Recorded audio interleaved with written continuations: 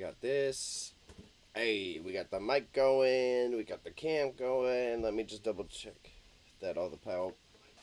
It always trips me out when I hear my own voice through the phone. Whoops. Alright. So, we got YouTube on. We got Facebook on. We got Kick on. And we've got Twitch. Okay. We're live in all the categories. If it's your first time here, I simulcast on almost every platform. The idea being, I want to get an older age demographic on Facebook as this business builds. If it's your first time watching one of these VODs, I run a business called Grandma's Dead Stock. So I buy and sell vintage and collectibles. I have both an eBay store and an in-person vending stall. And I have a lot of changes upcoming in my life. I have been pretty careless with stocking up my inventory.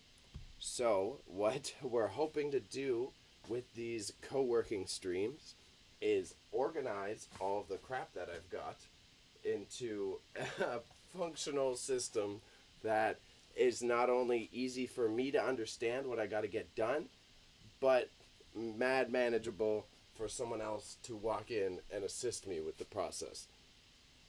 So, VOD time. You're watching this on YouTube at a later date. Big note of low energy stream, alright? I'm not here. I'm medium entertainment factor right now. I'm definitely not at the top of my game. I've had a busy week. Shout out to the boys, but I was in Scarborough this weekend in Toronto. I was partying for a birthday. Even though I was DD, Jesus Christ, I got fucking exhausted.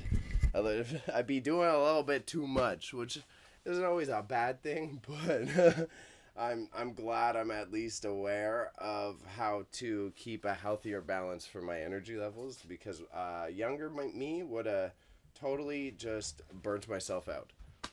So, what I have here, some of these people, if it's not your first time here, you would have seen. I've got a few piles going on that are set up for those different sales outlets that I have.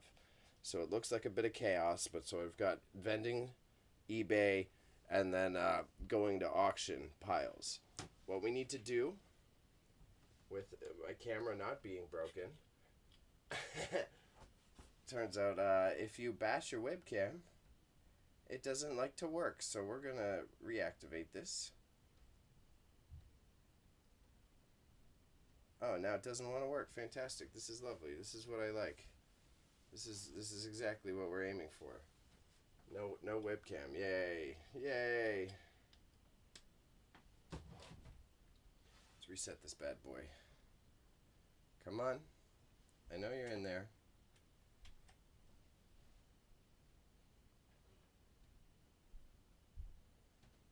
Just hit OK. We'll reset it here. Love my USB sources. Here we go. There we go. Fixed up. Good thing I was a videographer beforehand, so these things don't cause me as much stress.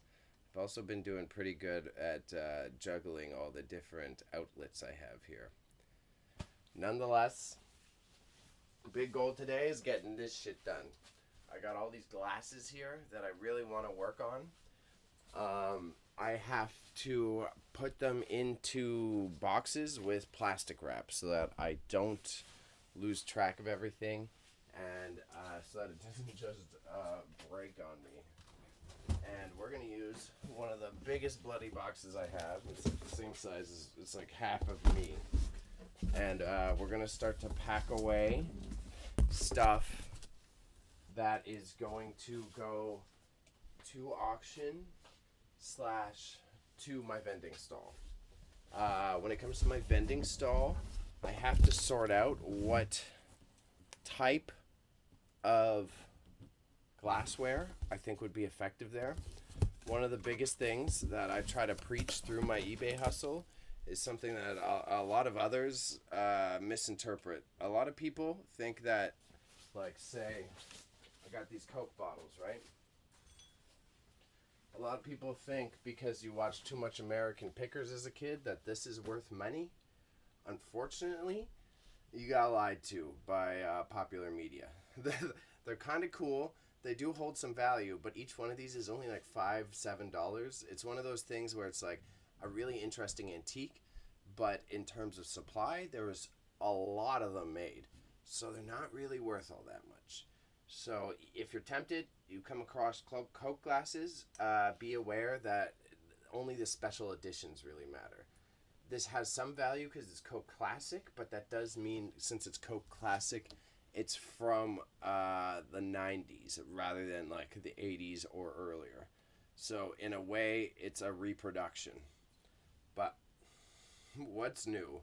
What's new? I think something I would say that a lot of people neglect in the reselling hustle or doing vintage and antiques is that they think anything that's pre 90s is automatically worth money as a vintage item. But the thing is, there was a lot of reproductions made even in that age, right? So it would have been the 80s or the 70s. There were still plenty of people licensing either the likeness of a creator, say Elvis, or licensing Coca-Cola products to reproduce it. So the same thing applies for ceramics. You can find some really cool plates and bowls and shit like that that you think may be worth money, but sometimes those are another reproduction of a type of ceramics that were already drafted. And that's where you can potentially hit some big losses if you're not okay. If you're not careful. But as I said, low energy stream. So I'm probably not going to be doing as many explanations, but I will show off some of the cool things that I have. Because I've been a prepared / self-aware hoarder. So as you can see, I've got a massive amount of mailing bags that I can use for both the eBay store as well as storing shit away like this. So I find it helpful that I have this basket prepared, but it's also a funny dichotomy of doing this hustle. You have to be very self-aware or else it can get out of hand exceptionally quickly. If you are just hoarding everything, that you're not maximizing your profit potential, and in the end, quite easily creating more just literal busy work for yourself. So you gotta be tentative on this. So these first ones I want to clean up. What I have here is, let's try not to. I showed off the silver that I had before. I need to get into the drawer underneath this laptop. Hopefully not fuck everything up. I'm worried that all the streaming system will fall apart, but it seems we're okay. So, what we have done here is, while I'm outside of this system of reorganizing my inventory, I've got a bunch of silver and a lot of interesting antiques that I gotta sort through. So, not sort through, clean up. Like, all of these need to be tidied up and worked on. So I'm trying to fill up this drawer.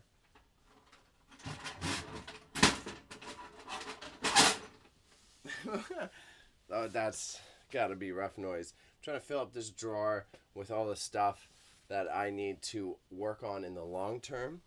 So I'm thinking about filling up those glasses into a box, and I'll probably take them to my house with me.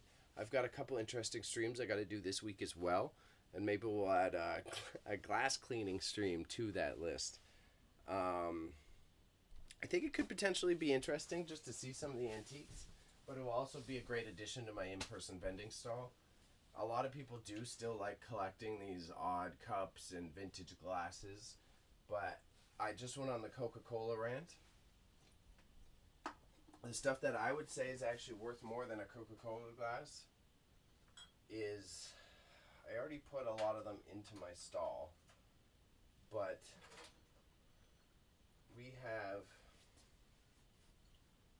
like these style. I think this would have been medicine, and then this one would have been a shaker or a spice jar of some sort. But we've got like this style bottle and this style bottle, and they are 100%. Oh, my big fingy's in the way. worth more than a Coke bottle, but it's the same as a lot of these ceramic issues, is that you need to be waiting for the grandma who desires it to be looking for it. Because otherwise, someone around my age or younger, they may crave this at some point, but it's not something that they know how to look for or what to look for. What's good, Timmy? Just going for the sleeper bag. You good? Your discs are Yeah, they're loose discs. That's okay. not We got a pretty empty chat today, so don't worry. You're not getting... infinite value. Yeah, no.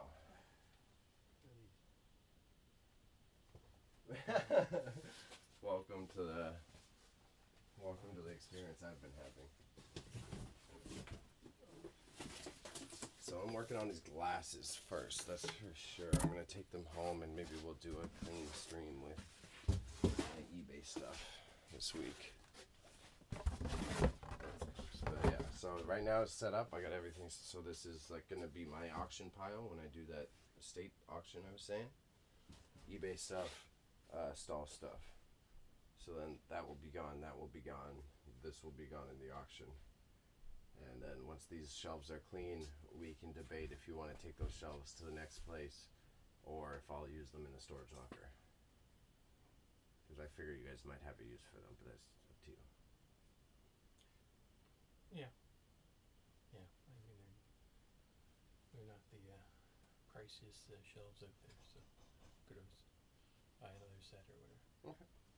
They're medium. They are actually IKEA, so they're worth more money than they look like, but I kind of hate them, so I'm not attached to them.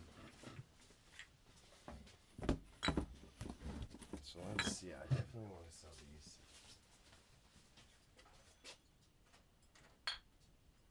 If I'm correct, this is the type of Coke bottle that's worth money. But I gotta clean it up and do some Googles because it's not necessarily my specialty. Is this a father? Yeah, it's my stepfather, Giga. But I'm not that type of resentful stepchild. I have no problem with him being called father. I don't stress on that. But this one, I think, because it's engraved in the glass, I don't even know how to show you. It's got an actual engraved, like the Coca-Cola logo was set into it, so. But nice to see you, Giga. I hope you had a good night last night. It's good having chats in person. I really got to make sure I prioritize range time with you. I think it would be fun to have a little golf session and just chat. Ooh. Not a casualty, though. We're okay. Just a small drop. Showed this one on stream before, and I don't think it's worth that much money, but it's definitely my favorite. But I showed it like last week, I think. This is... It just is Orangeville. Orangeville Walker's Beverage. It's like this awesome, cool little round boy. It's got all these weird... It's like... They don't do glass work like this at all anymore. Yeah, same here, Giga. I was very happy I left. I have fun with our crew of friends, but I'm sure you have similar sentiments, actually. But with where I'm at in life, I don't necessarily want to do the 5 a.m. nights anymore, you know what I mean? I'm down to have fun. I'm not going to be a downer, but I don't really think it's my cup of tea so much. This one's nice too, but I think I've seen this on eBay before, and it's not really worth all that much. But it's once I clean it up, it will look really pretty, so we'll put it in the vending stall. It's got some really nice ridges to it. This is one of those craftsmanship things when I think about the antiques. And yeah, exactly. I figured you would be on a similar note. Of like, I'm down to be messy. I'm even down to do it a few times a year. But I can't do it every weekend, man. Like, people are still going off like we're in our 20s, and it's just not the case anymore, bro. What are you doing for a Sunday? How do you keep yourself busy? I've got all these crappy Coke bottles. These are the ones I was ranting about that aren't worth money. A lot of people buy them thinking they are, and they're just kind of their 90s reproduction slash late 80s, and they produced a whole buttload of them. So as much as it's like, oh cool, a Coke glass, it's not really actually worth the same amount of money you think. So I'm gonna toss this guy over here.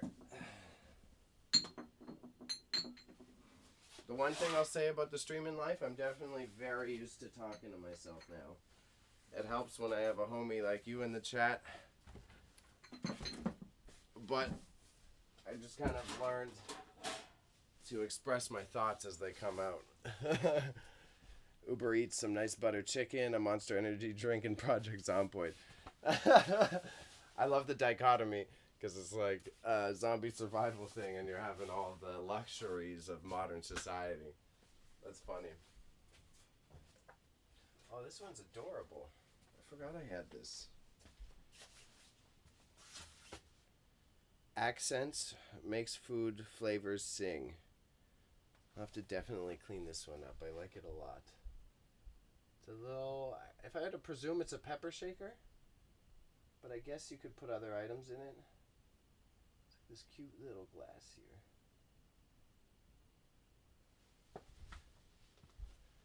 here. Yeah, it's like car camping. This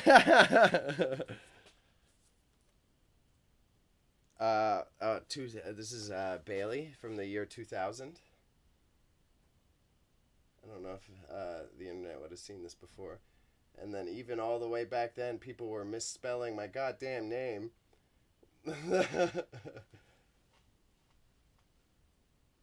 That's fun, though. Zomboid, yeah. I definitely would love to get into some Zomboid with you. I have to get through this hell month first. Once this move is handled, I'll be able to have some time. Fisher Price needs to be cleaned up as well, so I'm going to put it in the project side. Because I think I can even cheat. We've got some... Yeah, I got some stickers here, like the stickers peeling off. So I think I'm gonna like clean the top a little bit and then cheat a bit and re-glue the sticker. Maybe I'll use craft glue so that I don't damage the plastic. But considering how old this is, 1979. Fisher Price, division of Quaker Oats. Funny. I always forget about that. Fisher Price is owned by Quaker. That must have been a bold choice back in the day. Makes a lot more sense nowadays, but owning an oats company and then you start selling toys? Probably a couple board members who didn't like that idea. For sure. So I think those are the bottles I'm going to take with me. Let me double check.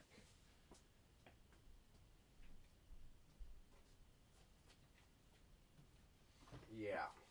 So I think attached to my eBay stream this week, we'll do a little bottle cleanup stream. And I got maybe I'll get a smaller box. A little too big, they might jingle about everywhere.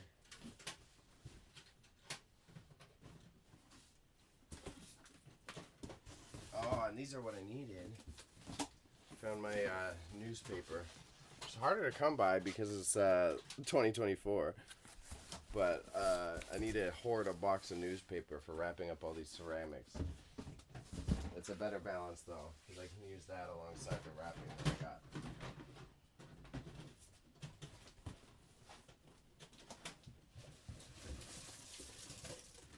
Okay, I do have a smaller box. Shout out Grandma Fran, always hooking up the random extras I need.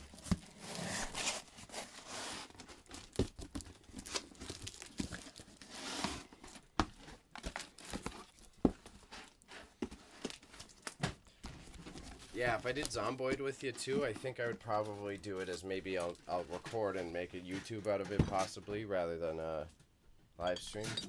So we can just have fun in the moment and not be stressed about chat. Although,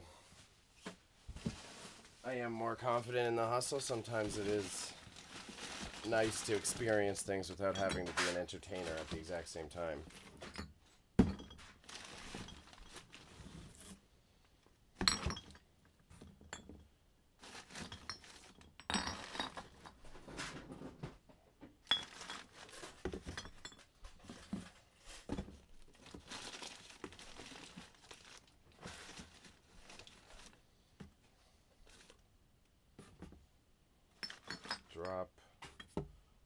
drop.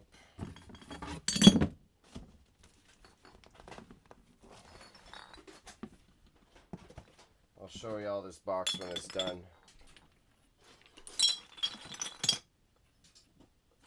These are gonna do nice in my in-person stall though, I'm quite confident.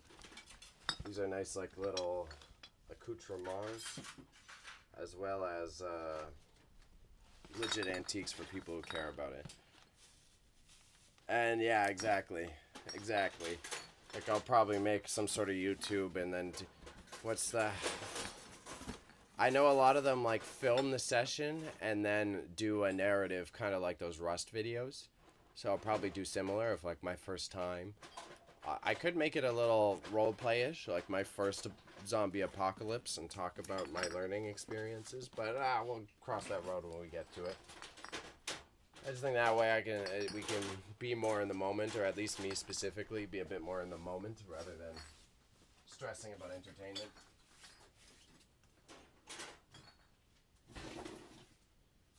If you're missing any tools, Tim, I have some at my house that I can also send on. I've ordered a few over the years now.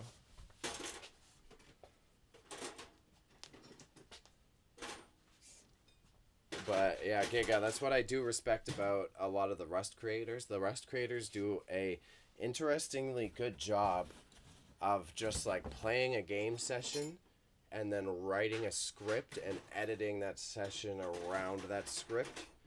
And now I know a lot of them that are higher level will pay people to act out scenes or to specifically rate them at a point so that they have a good storyline. But nonetheless, I do find it a fun balance between like modern gaming. Yeah, exactly. Yeah. That's what I'm trying to think of. Star Wars Speeder. Where did I throw him? Right over here. I don't know if it's missing a trooper. Oh, this is one of the stands. I'll put this in the eBay bin. I kind of like this one.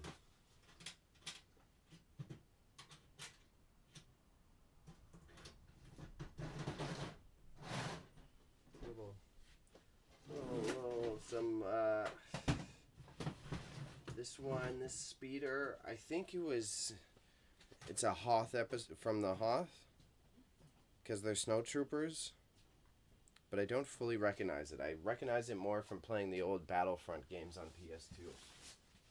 This vehicle was in it. So, eBay store. Oh, I'm not excited to pack up this big box though, I'll tell you what.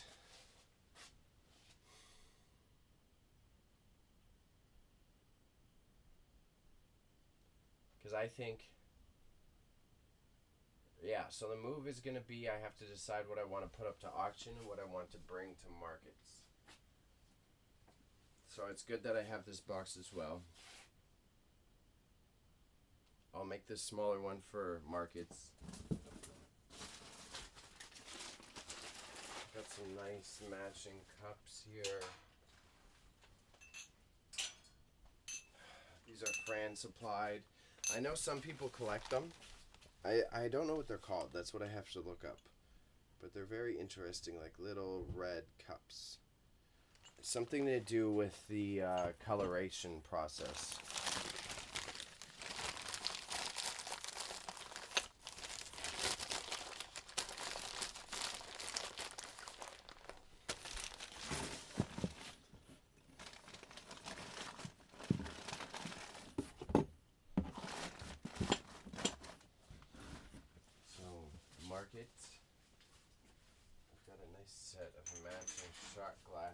But I think I'll only sell them as 2 matching glasses, and I'll put the other one to auction. Crystal mold. I wouldn't say anything special, but a nice little gold rim. Can't complain about that.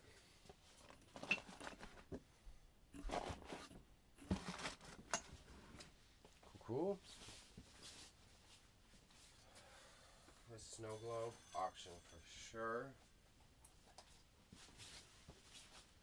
I'm going to do 2 of them. Snow globe auction. Yeah. I'm just torn on one step here. Is my only thing.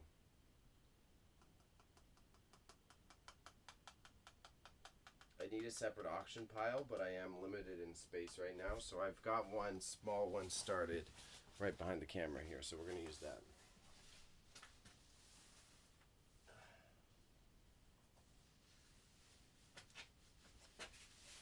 The thing with my hustle, I could make a bit more money if I had the time and capacity to list to like Kijiji, Craigslist, Facebook Marketplace. Ideally, that is what the people who do solely just the reselling, they end up turning a lot more profit from doing that as well. But because I've decided to take this more like artistic slash content based approach, I don't have the time to sit there listing on Facebook as well as do streams like this.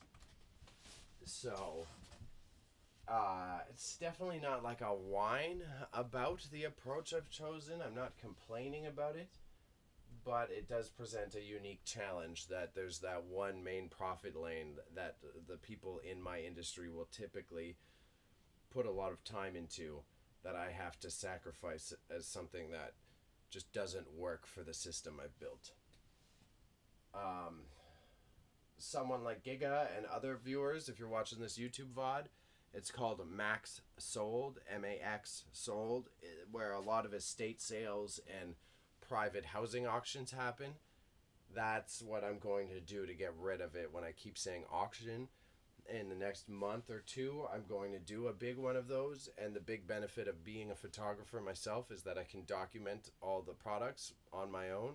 It will definitely be a grind, but in the same sense that I'm saying I sacrifice the Facebook listing time, I'm going to be able to like literally stream the process of me documenting all the items, and then I can list it in the background, and as I'm doing an eBay stream, we can check out my auction, stuff like that. So it's this trade-off of a lot of the work I do. It's tough because I am broke, but I'm creating a lot of future profit for me, even though I have little money right now. A lot of the work I do, it's really based in patience that the money will come, and I'm starting to get used to it in terms of my anxiety levels with finances. But it's like I used to manage restaurants. When I manage restaurants, it's very like you see the results. I made this soup. I sell the bucket of soup. I make this amount of dollars. Versus here, I have to set up this to do an auction to potentially make $5,000. But that $5,000 isn't gonna come tomorrow. It's gonna come 2 months later. And that's very useful and still a smart time and thing to like put my attention into. But when you want to live life, you got to have a little bit of that preparedness for it to not be such a smooth process. So Watkins can stay here.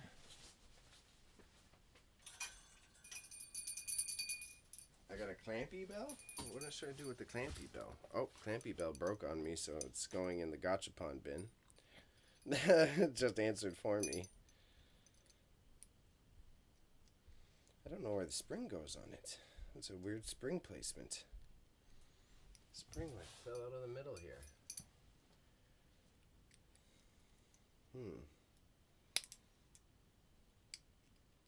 Okay. Oh, nope. Thought I had it. There's no like thread. Oh, there is a thread in the bottom?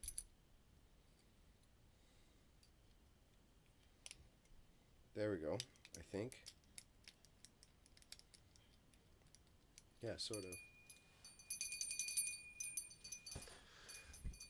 Oh, my gachapon machine is going to be so full of cool stuff, though. I'm very excited for that part of the vision to come together. I should be finishing it by the end of this month, but I'm really trying to make sure that I've got all this sorted, because it's not only better for my inventory systems, but it's the family's. I'm going to lose this storage space, so it's better to get on top of it now. And once again, like my profit complaints, worry about making the money later. Thankfully, I worked my behind off in the past, and I have a little bit of breathing room with a lot of my systems, so. Oh, PR o'clock, too. So these glasses set. Good English. This glass set is nice. How many are there? Let's count, and then I'll decide what to do. We got 1, 2, 3, 4, 5, 6, 7, 8, 9. 1, 2, 3, 4, 5, 6, 7, 8. 1, 2.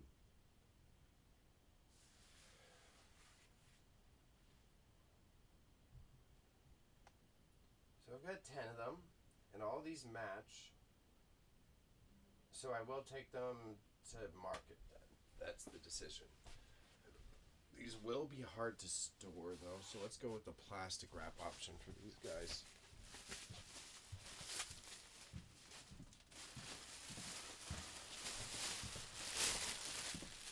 Either way, whether you're watching this in the present or you're watching a VOD on the YouTube channel in the future, I appreciate your support. It all comes in various means, and I don't necessarily need a media return. The fact that you're tuning in and interested in what I do is something that makes me exceptionally gracious. And I don't take it for granted, especially because I'm making my own path in life. I'm not going to pretend like I'm something special or different than other people. But it is not super simple to navigate not just operating your own business, but craft all the media around that business to communicate what your crazy ideas are intending. As a PR professional, that's something that a lot of creatives and independent business operators often miss. They could have a really amazing product idea. They could be super inspired. But if you're not careful, your objectives can get lost in translation. So in a fun way, sometimes this babbling on stream also helps me narrow in on that exact issue. As I'm workshopping ideas in my head and just literally kind of freestyling the thoughts on them,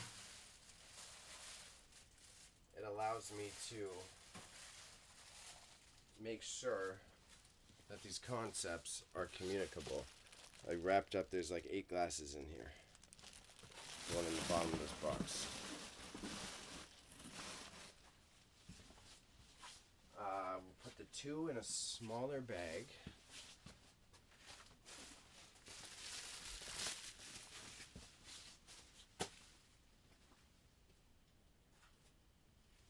The ceramics were also like a learn with time part of the hustle. I bought a lot of plates. I didn't really pay a lot for them, so I did buy them, but they weren't freebies. But I got the lots for like $10 a piece, and learning what people like, what type of plates, was definitely not one of the easier processes of this hustle. So I've got a whole stack of just like really cool looking, good vintage ceramics, but who's buying them? Typical, again, learned by experience. So we got those glasses. I want to get the matching ones in right on top.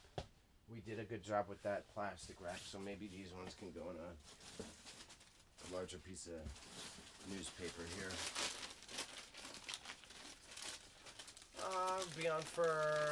I've been on for 45 minutes here.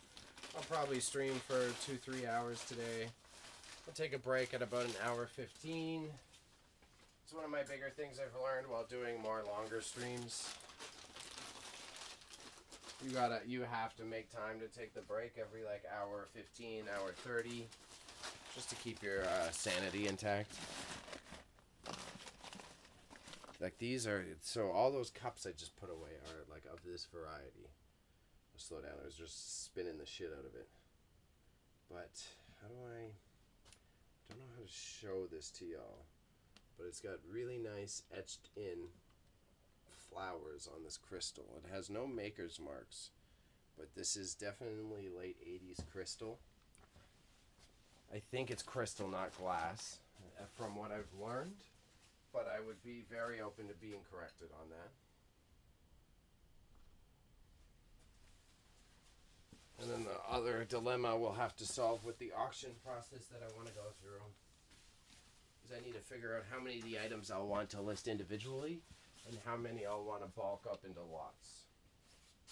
Like, I was showing off all these cool boxes that I have that I thought people would want for, like, organizing in their household. I could bunch all of those because I've got about like 4 or 5 of them. That's like I've got a spoon box, I've got a cigar box, I've got a felted cutlery box. All of those things I can like bunch them up and then hopefully they'll all sell for like 50. Do you know the fundamentals of crystals versus glass?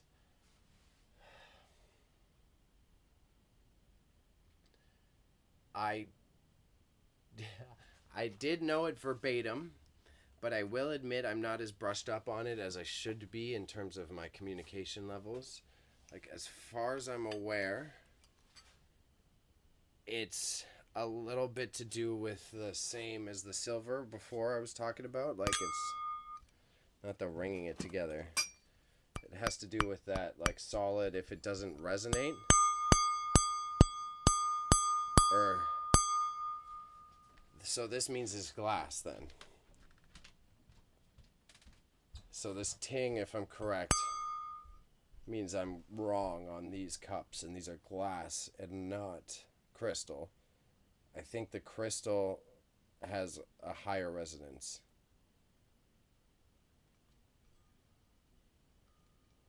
Ah, yes. I do have books and I'm reading them on this subject. Someone was making fun of me who was in my whip yesterday because they're like, what is this big book? And it's just a book of antiques.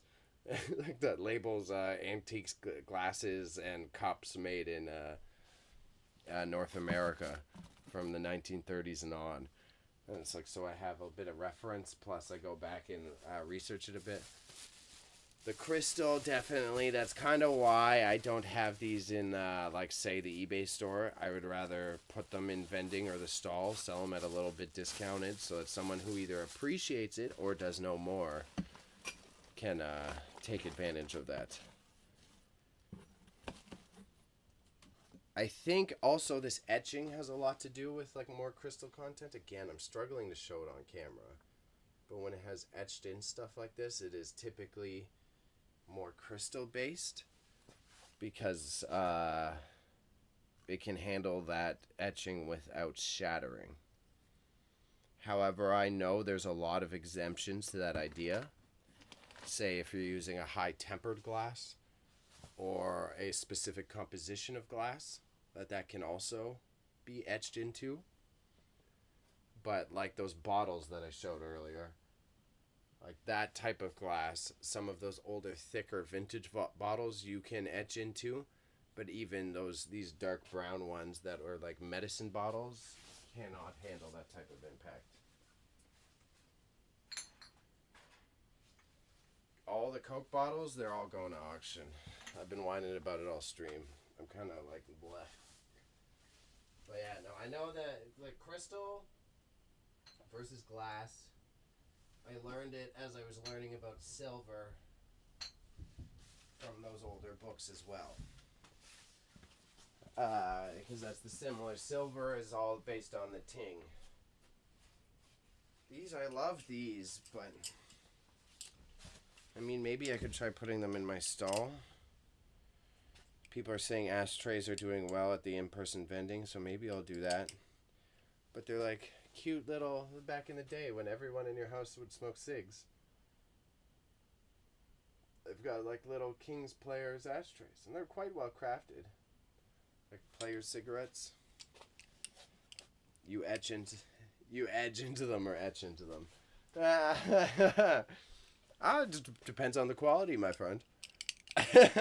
And depends what your diet consists of. Ideally, you don't want to stain it. You've been drinking enough of that pineapple juice, you should be okay. It should be not acidic enough to cause any damage. I'm going to put these players' ashtrays in my stall because everyone has been ranting to me about how good they are. It's a funny trend. Yeah, we've got my in-person market where I've got a bunch of other vendors. Everyone's selling the fuck out of ashtrays. So it's funny that I bring up, like, these were made for when everyone in your household used to smoke cigs. I think everyone is buying vintage ashtrays again because everyone smokes weed now because it's legal in Canada.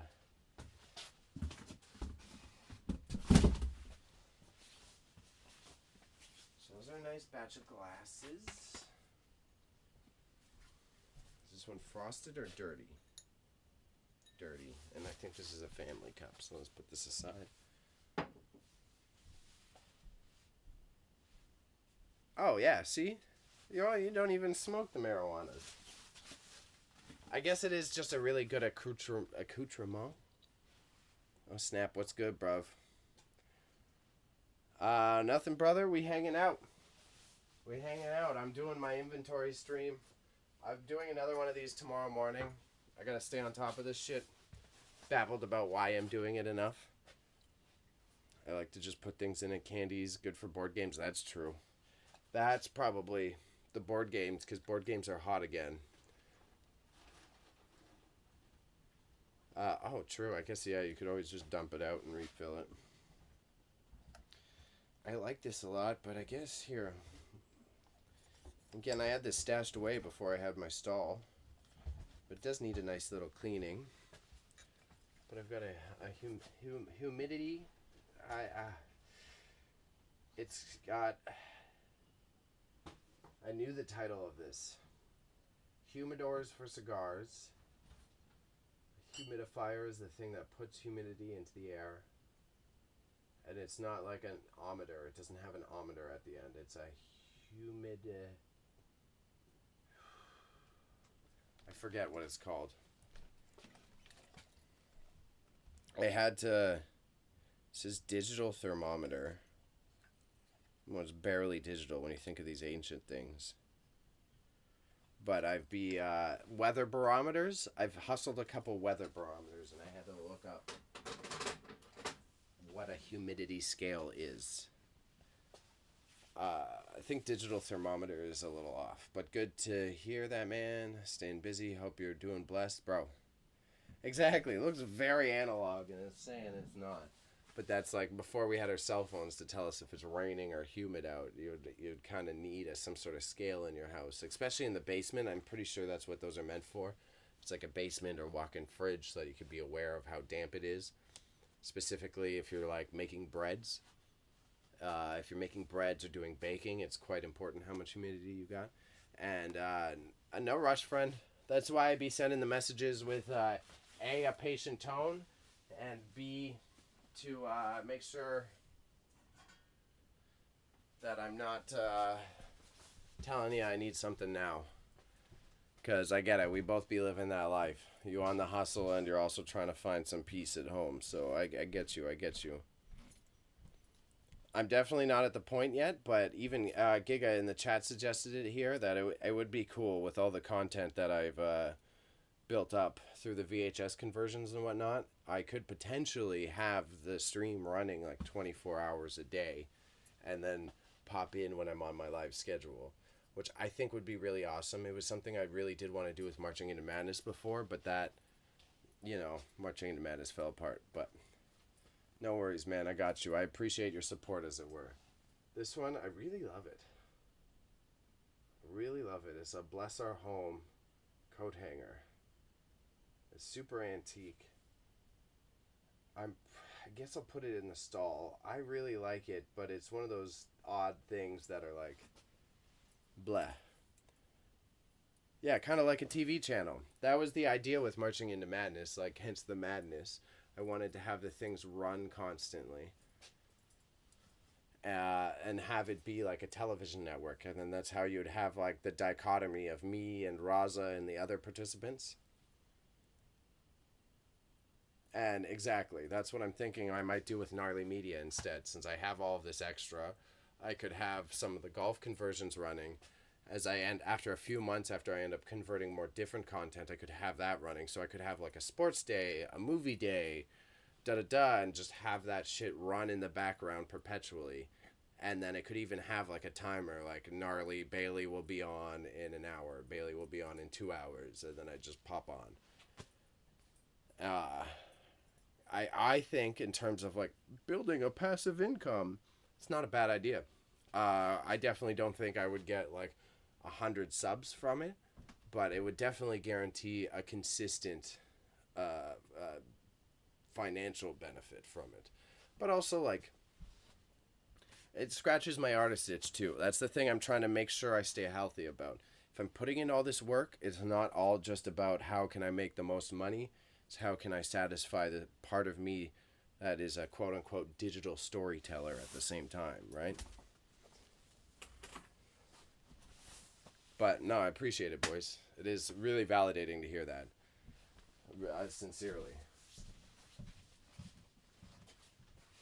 And Marching into Madness will make a comeback. I'm fine being transparent about it. I just, the one thing is like, I put my foot down about us needing a certain foundation to get started again.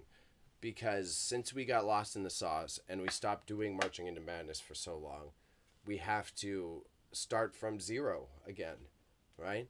And I've done a lot of work here to get this platform back up from literally nothing. So if we're going to start Marching into Madness again, for my own capacity, while I have a network that's starting to work, I don't want to start again unless we have X, Y, and Z prepared.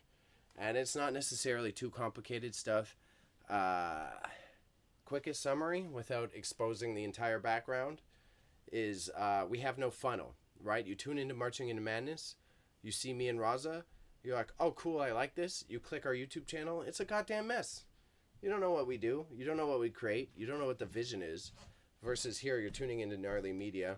It's still a little disjointed, but you can get a clear picture quite quickly of what I'm doing here with all these antiques and wacky stuff. So the big thing for Marching into Madness, I don't want to start again until that kind of like sales funnel is the best comparison, but until that sales funnel is complete, until someone can come and see us on Twitch and go, oh, I like their stuff. Let me see what they have on YouTube. Oh, I like this. Here's the Discord link. You know, X, Y, Z. Step by step that is definable and obvious, not just for the people involved. I'm going to have similar going on here. And I also, part of that reason and my commitment to it is rather than start my own Gnarly Media Discord server, I'm going to end up doing, I'm going to send everyone to the Marching into Madness Discord server. Lots of experimenting on which times to air each show. Yeah, that's for sure, for sure. I found specifically for Gnarly Media stuff, and I don't mind it, to stay on consistent like work schedules. But the Gnarly Media stuff, the normie content here, it's got to be daytime, it seems. It's got to be daytime. I think the gaming Marching into Madness will put in the evening during DGen gamer hours. Different user bases would be watching at diff times, and you can even sell time slots to new streams who want traction. Though got to be cautious because that can drive viewers away. I do agree. I do wholesomely agree. And again, that was the whole having the crew for Marching into Madness. That was going to be the concept. Then Panda, who likes movies, has his movie time, blah, blah, blah, blah, blah. But, yes. I have thought about that on a higher PR and advertising and a marketing agency sense. Of, since Twitch and YouTube be fucking screwing us all over as independent creators, I could go to local businesses or international businesses and try to sell ad slots. Basically, like flip the script. Since when you operate a podcast, one of your main ways to make money is to then send pitches for partnerships so that you could do ad reads. I kind of want to do the opposite. I kind of want to say, here's my platform. Here's what's running on a 24-hour basis. And this is how much it would cost to participate in that viewership. So I would be offering the value proposition rather than me pitching my own value proposition. But I'm getting very highbrow there, although I know you two can both understand that. These nabob coupons I gotta work through, so these will go on this way. Because I find that's the one frustrating issue with the media landscape now, is it's all based on how can I convince you that my value is worth it, versus I want to be able to approach from a position of power and strength in the negotiation and say that no, why should you utilize this viewership that I have? Because even on a basic sense, even on a stream this small, right? Like a Canadian CBC show, like Kim's Convenience, right? They only have like 300,000 views per episode, right? You compare that to any big streamer, any YouTube video, that's fucking pennies. And there's millions of dollars in that industry. So, what I'm hoping to do is kind of like manipulate the lack of understanding of reach for traditional media and kind of weasel my way in of being a advertising position, you know. It's kind of disjointed. This is genuinely me working through that thought. I haven't put on the PR hat for this side of the ideas yet, so I'll be straight there for sure.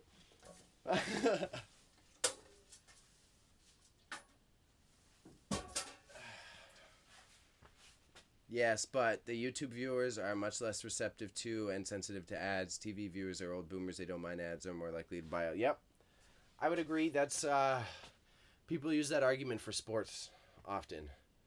That's why like selling your My Undies ad on a podcast doesn't necessarily have as high a conversion rate to sales versus still paying for your Super Bowl ad. But a Super Bowl ad that's promoting like Kick isn't going to do so hot.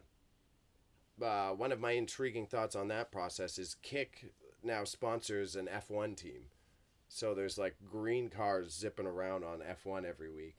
And I do think it's cool, but I don't think that conversion rate is happening. The old rich people that are the ones spending money to go to F1 races don't really care about Kick. So I see that dichotomy in that example, is all I'm saying.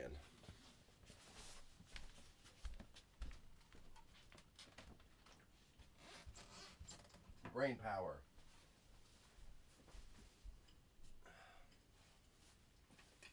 Another cool little glass? What's in here? What is in here? What is that? I'm kind of scared.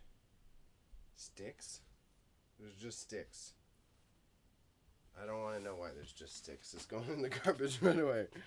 Another medicine glass. This cup kind of sucks. Oh, but it's branded. Pylex. Oh, turkey. Oh. We'll take that to market. But no, I agree. I would say that's a valid critique of advertising. The Schlitz. This was another one of my early hustle attempts. As I was learning this a few years ago, you're like, oh yeah, beer cans are worth money. So I have a couple cool old beer cans, but they're really...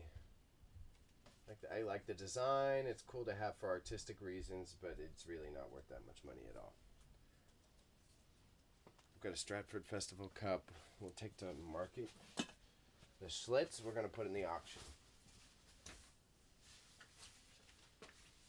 Fuck the Schlitz.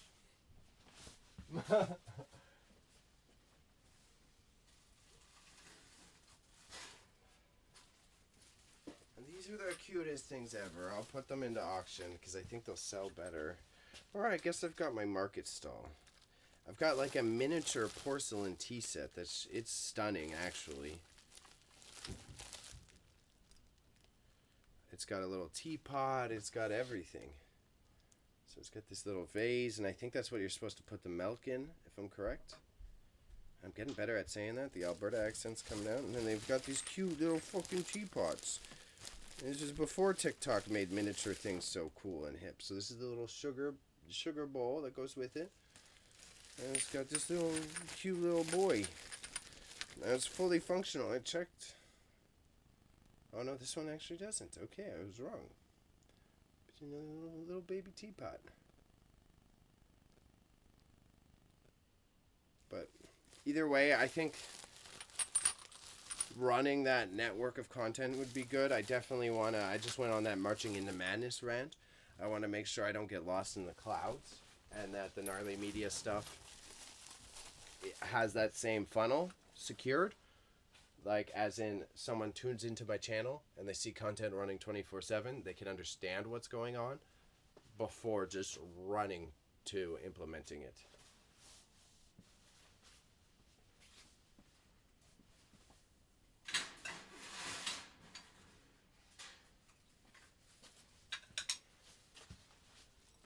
Yeah, it's the same thing here. Two nice plates, but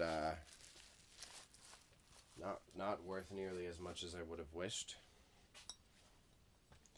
These, so let's see. How can I explain it?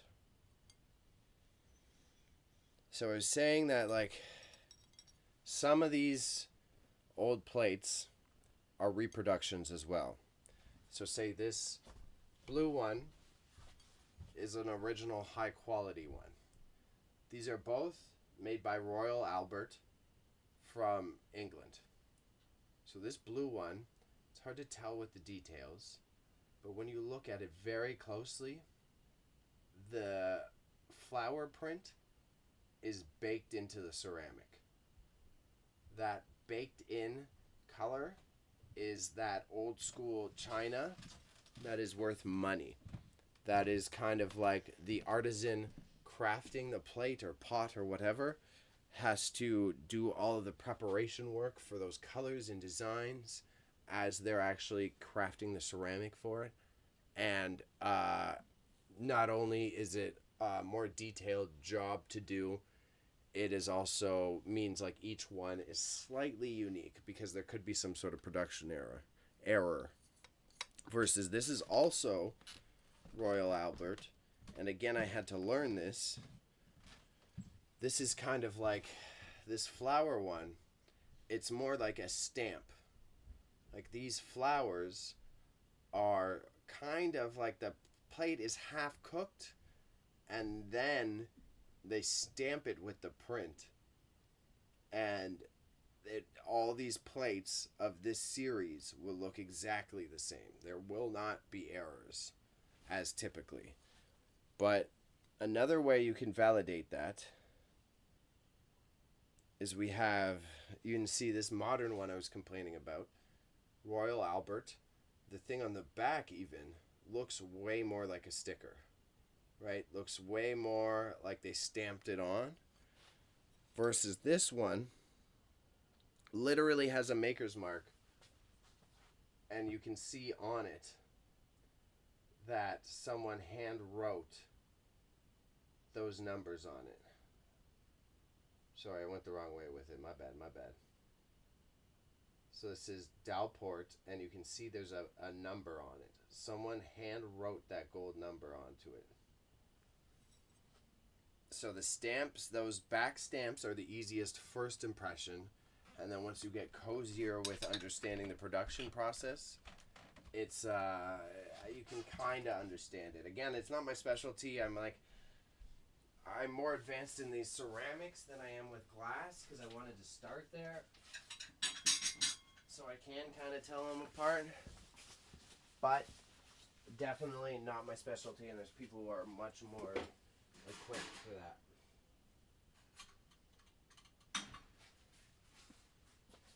Something else that doesn't really exist anymore. A napkin ring. So these napkin rings has that same thing that I said before. You can kind of see, like, even this logo on it. It's kind of very like this logo looks cheaply stamped on, right? So that's what you want to be keeping your eye out for. If it's not, if it's completely uniform, the logo on an old piece of ceramics, then it's quite likely you've got something that is either it's stamped on. It could be late 80s to late 90s. The modern 2000s ones kind of get kind of very obvious. You could really tell the stamp. They're too perfect, for lack of a better way to put it.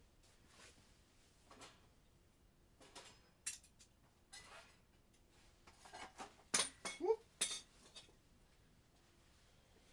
So same thing. Some of these are very cute. This is just a gimmicky one, eh? A little spatula thing. It says Florida on it. We'll put this with the auction items and we'll lock that up. Same thing with this. It's just a pie knife auction items. This one is our maker's mark. Stainless steel Sheffield. We'll lot it up, but this one, any Sheffield stainless steel, because in the UK, just like all these other nations, don't really make much stainless steel anymore. So technically it's vintage and unique, but we're not far away enough from this era yet. So I would say it's probably worth $7 roughly, if I had to estimate, but we'll lot it up. I really like these clampies. I just don't really have a use for them anymore, but I've always liked these style of tongs for the kitchen. Very handy. Very old school though. But they look like doctor's utensils. They're really good for like grabbing larger items in the oven and shit like that, I find. Probably lot those up as well.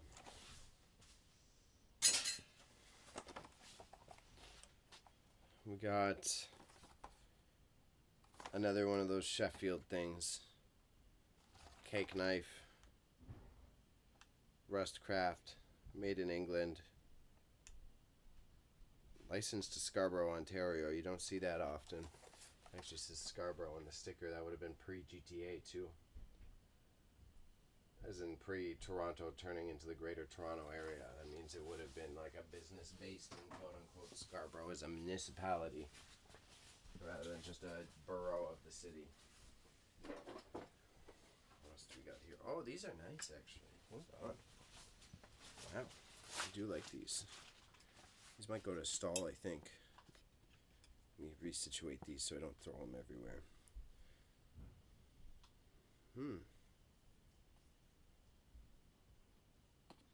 Made in Japan. Very beautiful knife set. I like the shape on them a lot too.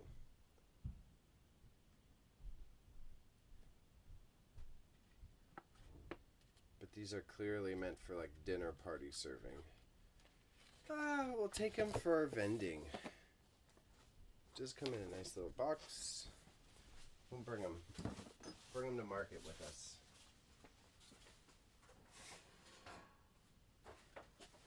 And this, again, Big L while I was learning the hustle. The design doesn't look trash, but meh. You're waiting on like a specific grandma to buy this weird set here.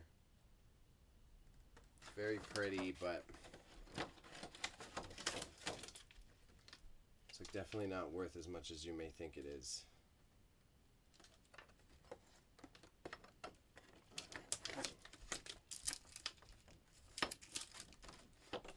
So this guy, we're gonna auction this one off because this isn't branded.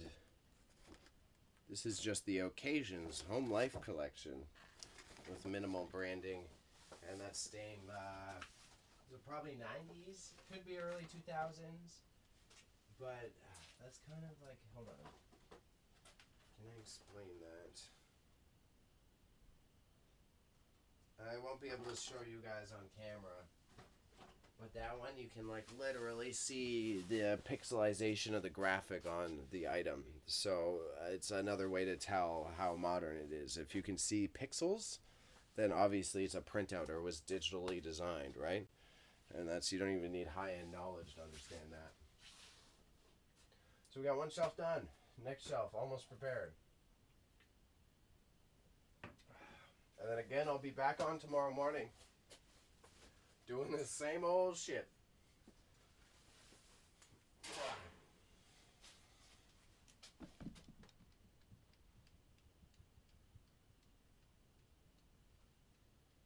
Oh yeah, someone bought me this. I should probably take it home so I don't feel too guilty. I got a mug with a Star Wars quote on it. It was very meh. Someone bought me a mug with a Star Wars quote on it, but like didn't ask me what my favorite Star Wars quote was or anything. Oh yeah, I forgot about these. These are going in my stall.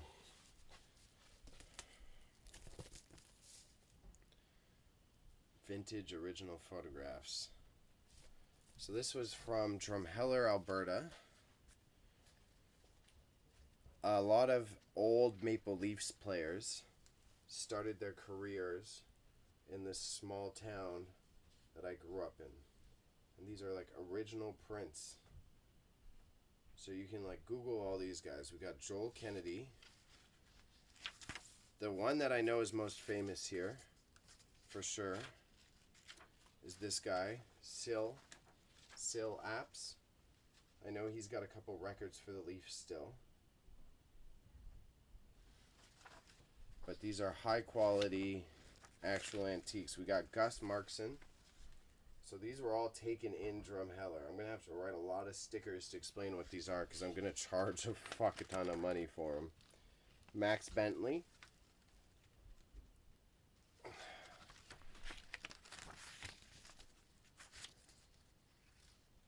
We got one more. We got a goalie.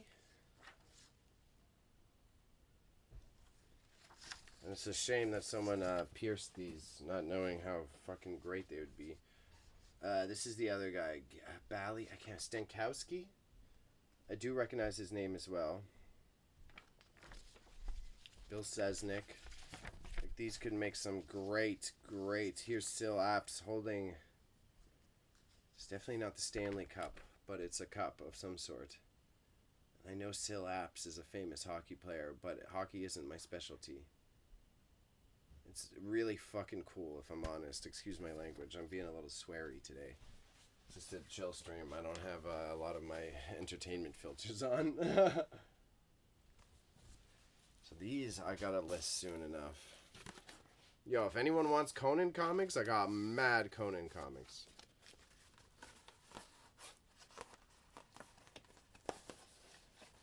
This didn't go in as smooth as I want, and I don't want them to get dog-eared.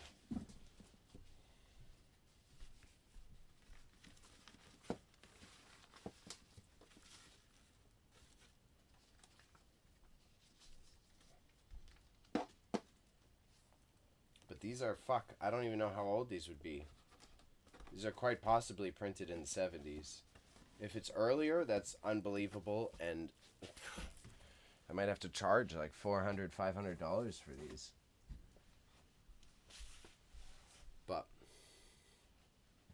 I would love to put them at auction, and hopefully someone runs them up. Maybe I'll leave them as a maybe there. I don't want to put a minimum bid on too many of my auction items, though. That's like where I'm torn. Those ones I would want at least $200 from. Those are incredibly unique. You're not going to find photos of any Leafs players from that era at all.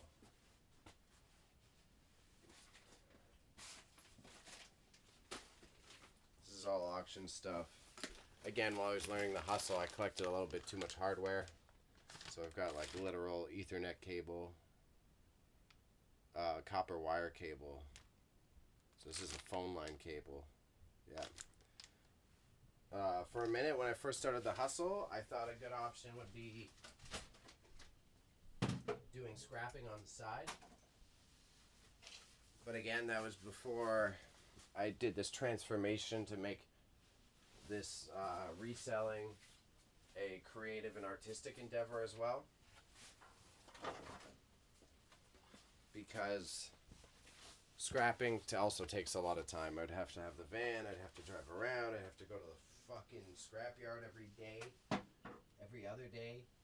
And that's what I'm trying to avoid in terms of even going to Value Village, right? If you're doing the Value Village version of this hustle, it is more lucrative in a timely process, like you can make more money quicker.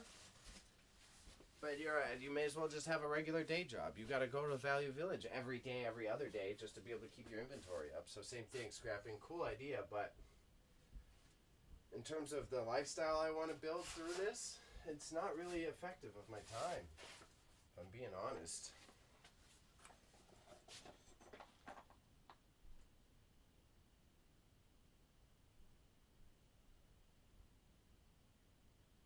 Yeah, I thought so. This is my stepdad's very old chess set. But it's only the white pieces, and I don't know why. Considering that statement, that made it sound way worse. But I noticed it has my stepfather's last name on it, so I should probably... I kept these aside so that I don't sell them. Just double checking something in the background, and then I think I'm going to go take my quick stream break. Thanks, Iv. Thanks, Giga. Appreciate y'all sticking around. Appreciate y'all participating on a consistent basis. And thanks for sharing the knowledge on both ends. Yeah, we'll drop the message in chat. I'll be right back in just like 5 minutes. This hopefully my kick relay bot. Gnarly will BRB, bathroom, break, and about another hour to hour and a half.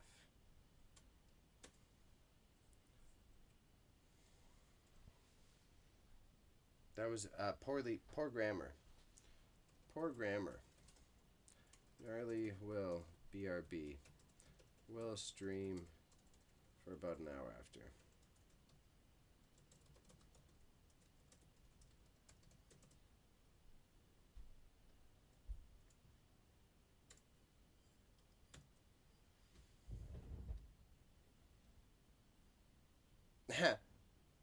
It only restreamed the poor grammar thing. Okay, whatever. That's helpful. Okay, be right back. Be right back, y'all. We'll go away for 10 minutes here.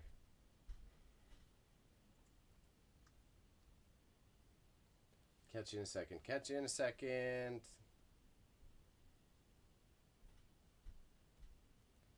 And we go to prior.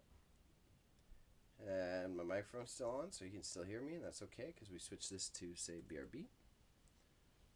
Leave that like that. And I step away and come back. I'll be right back, guys.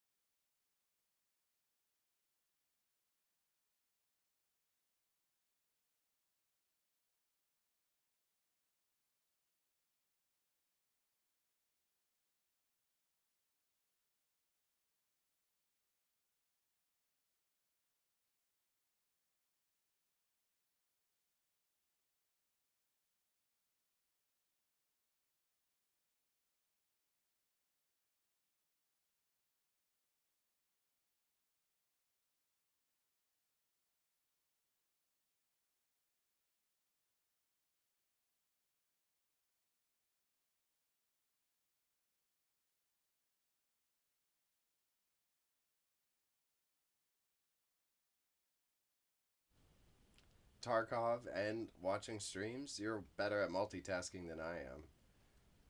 The one thing I struggle with a lot with like Tarkov level games is like catching all the footstep audio and stuff. So it's admirable. You must have really good headphones to do the balancing. But I do. I was really happy. I found that GIF a while ago. I've kept it in my assets folder for a minute. It also saves a lot of space because it's a GIF, which I'm always surprised at. Yes, whatever sacrifices. Hey, man. Again, the support is appreciated on my end. So,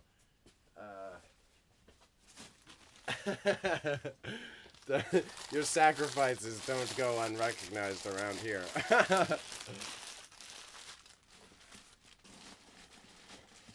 um, I was just there's someone that I know from the PR realm and whatnot who does like the typical influencer route. So she's like a fashion influencer. So she's always doing like get ready with me and stuff. And I've been very intrigued because I know I'm biased in that I like to share how I do things so that it can like potentially be supportive for someone and also inspirational. But I find like this typical pattern. You'll see these. It doesn't necessarily need to be gendered, but typically femme influencers who are like they do fashion, they travel. Like I've been watching this one girl on my feed that I know through my business connections, who she does fashion. So she was doing all these get ready with me's, and then she went to New York Fashion Week, and then she went to Vancouver, and then she went to Tulum, and then she just posted like a skiing trip video. And it's like the one thing I don't like about it is you're presenting a lifestyle in a way that you're trying to make it seem obtainable and accessible, but at the end of the day you're not communicating how you get the funds or how you have the means to do that. So you're like selling this lifestyle to people of like, yeah, it was so great. I took my family to Tulum, and it's like, how did you do that? There's a lot of people watching you, going like, oh, that's such a cool life, and all those things that you have, and all these cool experiences that you're like, oh man, it's so relieving to be able to like take my family on these trips. You're not, you're not making it something that someone else can achieve. You're just kind of like, look at how good I am, you know? Which is, I'm fine flexing that I have skills that I worked for and I have stuff that I built up and I've got a lot of cool, crazy ideas. But I think it's important to also like make it not unrealistic. Yeah, it's you're going to New York Fashion Week. Not only that's a flight to New York, that's hotels, that's all the tickets to the events, all the clothes. That it's thousands of dollars. It's not something that just like anyone can do, you know. But such is the influencer space. I just find it intriguing because it's like I think you're missing an important part of the messaging behind your content. Of here, explore fashion with me, and make it so the people can understand how to explore fashion with you. You know. These ones I'm going to put to auction. They are quite nice, but I'll definitely auction them off as a set. It's a big crystal serving bowl set. They are pretty. I have no issues with them, but again, kind of struggle with selling these on like eBay. So they're nice little serving dishes, again, for family dinners. This one I do really like, but no one uses these anymore. These are like appetizer dishes, so you're supposed to put like olives and shit in it. It's got that split, so you can like divide the snacks. I'm just gonna do one big lot on these, I think. Before I put them in the auction pile, I want to make sure there's not other things to go with it here, and I don't think so. I don't think they match with anything else. Nope. Okay. Yeah, those crystals are going to go on their own. And a nice little serving bowl.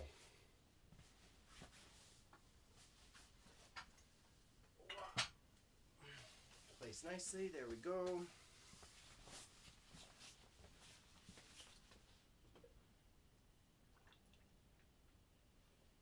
quench the thirst, fuel the brain.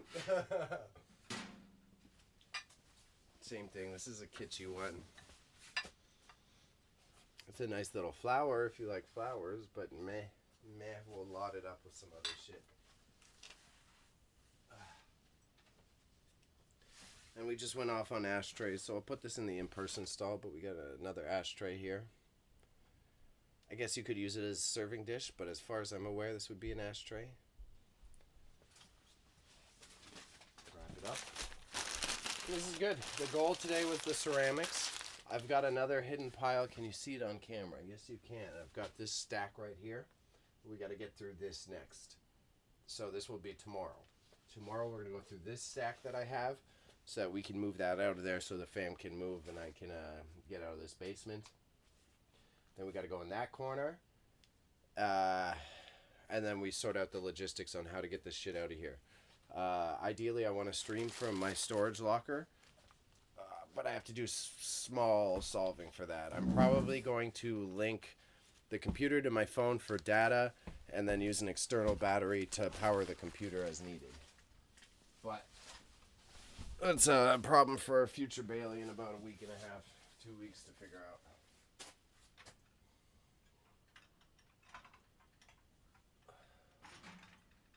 These are both very nice. I think I'll take to vending to a market with me rather than auction. This is beautiful, like pink glass, which isn't super rare, but is more rare. You can't really see the pink well on camera. The floral design is very pretty and aesthetic. And then I got a cute little teddy bear. I thought he was the PB&J one, but I was wrong. But we got a teddy bear serving dish. So we'll take this to market as well. I like them. Maybe I could do the teddy bear serving dish in my stall.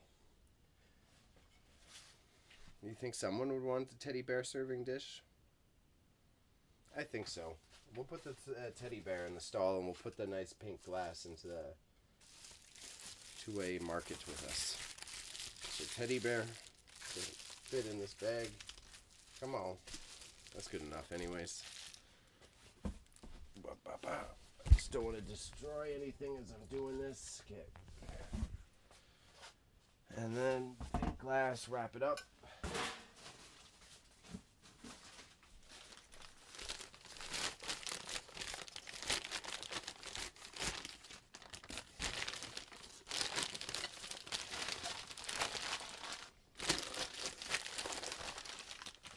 I gotta be careful not to touch my face too much, because the irony, I've sit on stream a couple times I think in the past, but maybe not on this channel. My first degree is in multimedia journalism. I'm allergic to newsprint. Very minorly, not anaphylactic, so it's not something to stress about. But it's just hilarious. Like, I went to school to design newspapers, did design newspapers, worked for a newspaper, but I'm allergic to touching them. So, funny dichotomy, as with everything else in my life. This bowl's very mid, so we're gonna throw this guy in the auction house.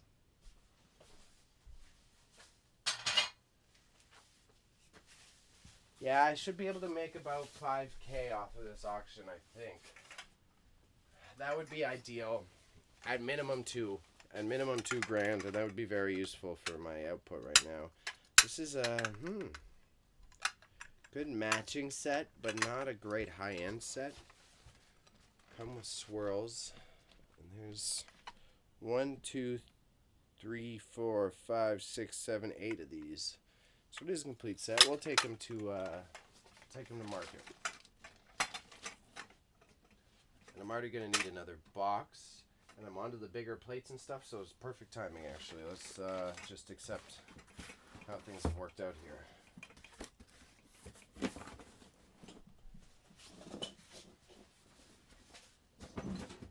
Alright.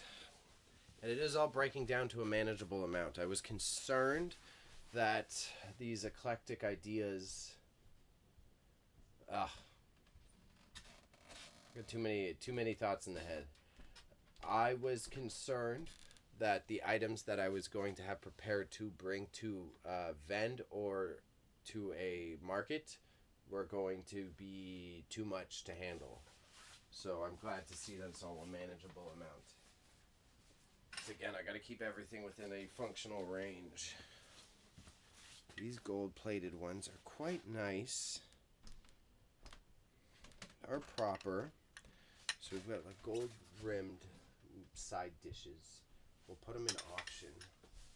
I might lot those ones out separately though, because they're so pretty. What do I have in here?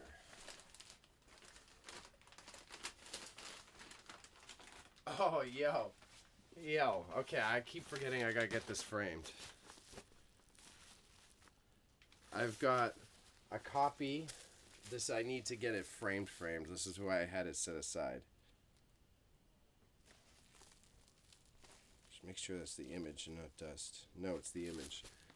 I've got the Toronto Star from September 12th, 2001. The day after. The day after the Day of Terror. This is like, I really think I could frame this and sell it for like big bucks. But having a September 12th newspaper, fucking cool, bro. Like, not many vendors can say that they have that. That's a big reselling win right there. It's intriguing. I'm glad I have it as a piece of history. I need to get it. I need to have a spare probably $500, maybe $600, because the type of framing it would need, it would have to be hermetically sealed, which is not cheap. I've done it with one other item that's like a personal item, and it's expensive. It's expensive.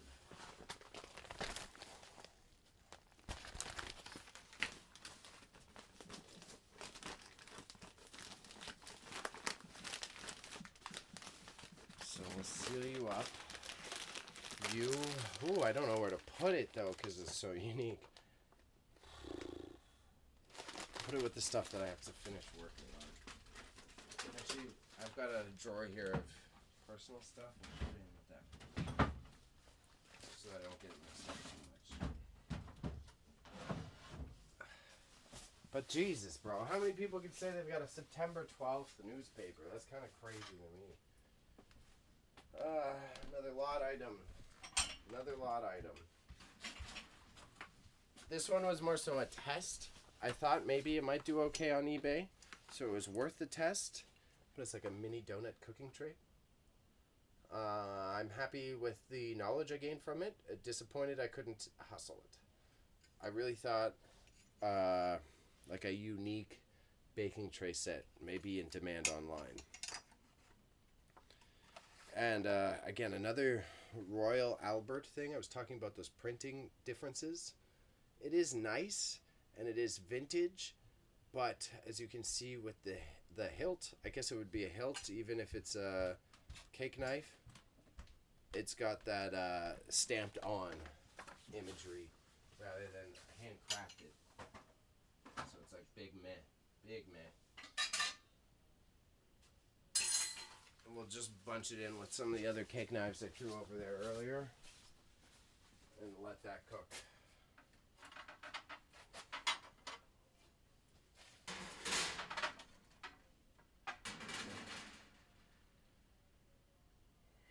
This needs to be cleaned off.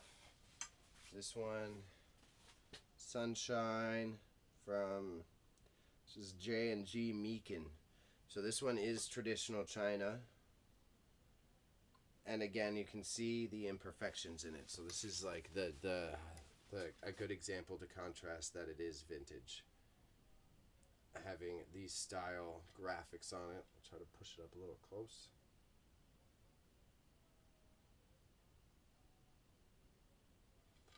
You can see that it's not all consistent, and even some of the coloring on the sides is dissipating. So it does show that it's, I guess it is technically handcrafted. I'm not using the wrong term by saying that. And wow, I forgot I've got this beautiful entire set. That again, as I was starting up the eBay hustle, I did have to quickly realize that shipping an entire set of dinner plates, this is a lot of, it's heavy. It's just physically heavy. And that ends up having me run out of shipping capacity. But they all have a similar look on them. Wilton, Johnson, Princess Mary. So these all kind of have the same style, so I won't show off the whole set. But as you can see, and those little cracks, those imperfections in it, also help you identify the age of it. I think I've got a good enough webcam. If I go up close with it, it might show you.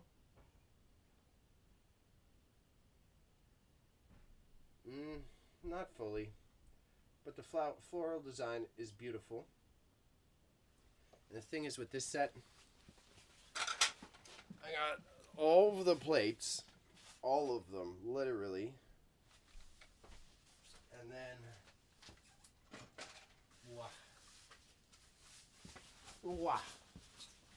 all of the bowls to match of the same floral design.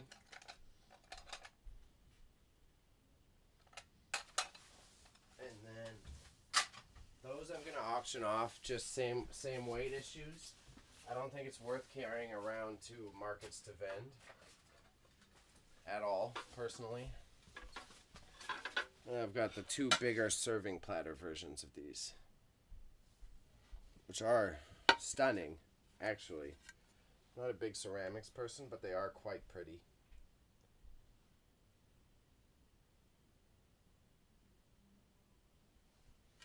So we'll sell it as one big set at auction. And for the right person, these could technically go for $1,000. Based off of my research, at least floating around that. Stating 1,000 so confidently is a little risque. But they are actually worth money. It's just, again, who's buying a whole China set? No one, really, so... You need a very specific person to seek that out. So it's a cool find, cool have.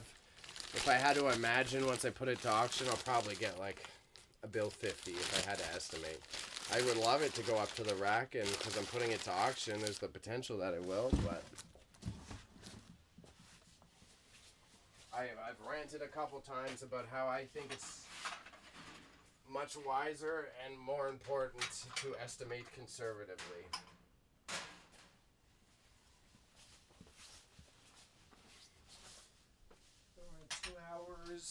If you're watching from Canada or Ontario, I'm probably going to about 7:30, 7:45 my time. And then I'll be back in the morning tomorrow. I'm going to go to the gym about 8 a.m., do a big ol' workout, and ideally start these streams by about 10 tomorrow. I'll stream for 3-ish hours. I'm going to go to my in-person vending again. Just to tidy it up though this week. I'm already juggling a whole bunch, and I could use the spare time to handle some background work. These are all nice plates, but same issue. See if anything stands out in particular right quick, just to make sure I'm not missing anything. Nope, no maker's mark. Phoenix, China, stamped. Dubai. Nice green one. Like, this is quite pretty.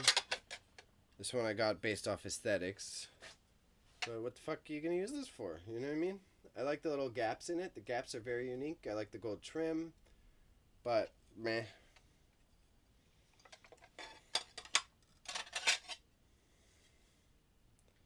Crown Ducal, Gainsborough. It is damaged, so I can't resell it on eBay. Too many chips. Very pretty though.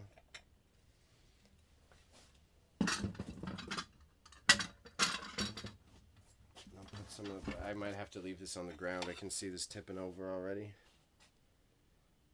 Oh, Germany. I don't have a lot of German ones.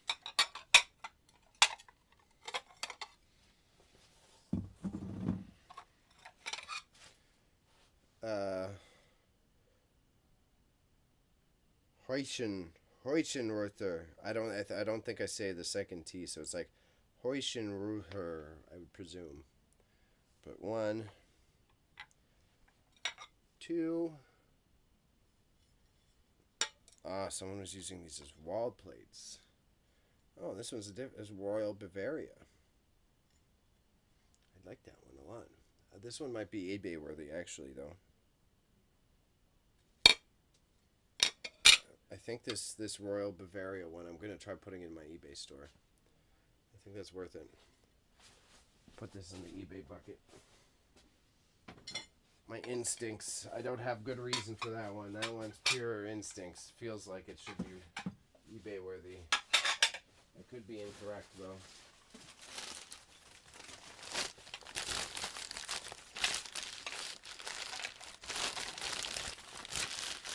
I am starting to meet people who do what I do as well, but at a larger scale. So it's also nice in terms of me sourcing product, but having better outlets for these sales.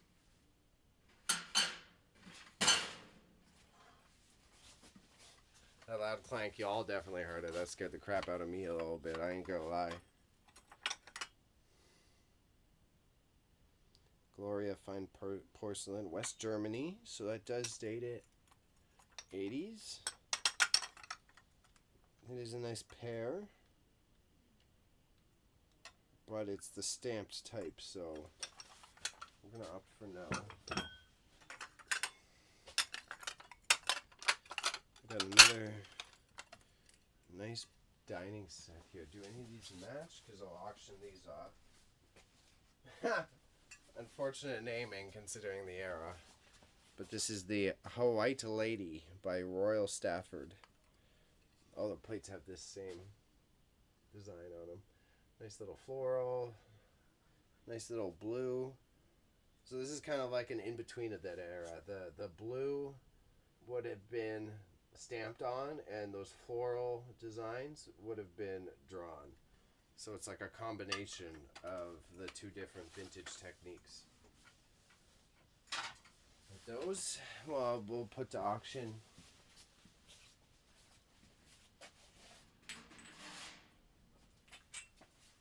Classic vintage salt and pepper shaker. Needs to be washed though. We'll put them with the other glasses.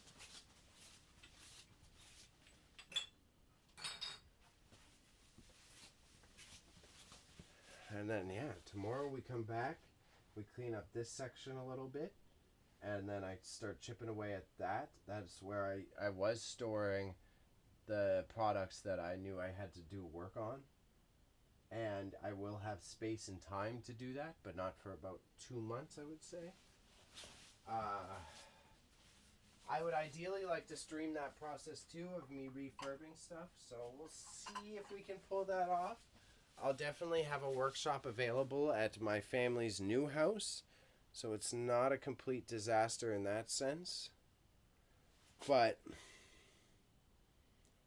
this is the crystal that matches that first batch that we did. My workshop in the city that I'll have access to, I want to make sure I'm not violating anyone's privacy. So one thing is, like, I don't know. I'll either have to do, like, no mic, but then that's more complicated for my communication side of saying what I'm doing on stream. Or maybe I'll just, like, make TikToks out of whatever I'm refurbing for that day. What's this one? Tabletops Gallery Boulevard. It's like a sauce cup of some sort. Don't fully know what this one is.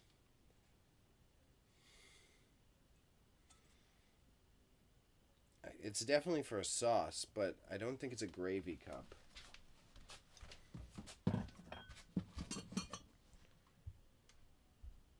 Foley.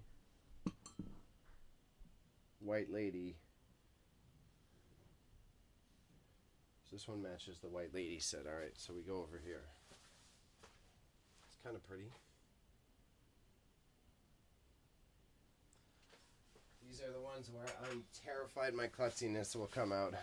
I have a tendency to just like whip things sometimes. It's Foley China.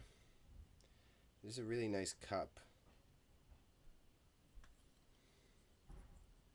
But they have none of the matching stuff to go with it. I like the pink design in it. This one's a tough call. We'll take it to market just to say fuck it. I will have to wrap this one up, though. It's quite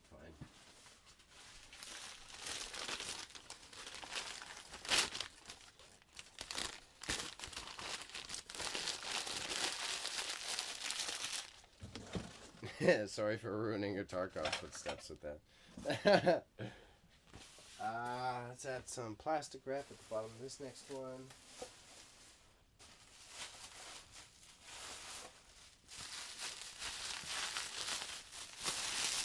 Let me get away from the mic, sorry.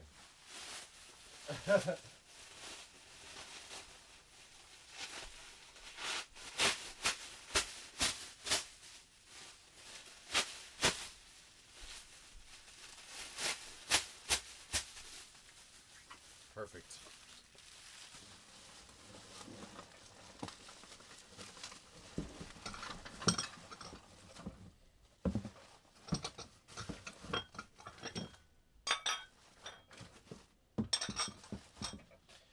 Yeah, I like kind of secretly love the old China. It is really beautiful, but it's definitely not a big passion. You could definitely make a successful resale business out of just doing ceramics, but you'd have to be extremely picky and very knowledgeable. So I kind of, after evaluating what lanes I'm doing successful in,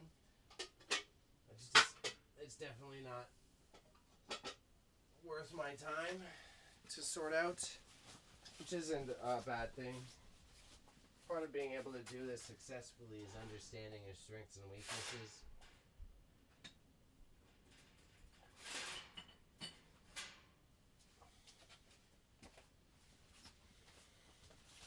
Teapots. We got mad pots. I got the pot, dog. This one's kind of cheap, actually. I think this is a gravy bowl, but without the handles. Gravy bowl, wrong one. It's not a candy bowl. It's not a serving dish. Fuck, I don't remember. There's too many. The names for ceramics are oddly specific.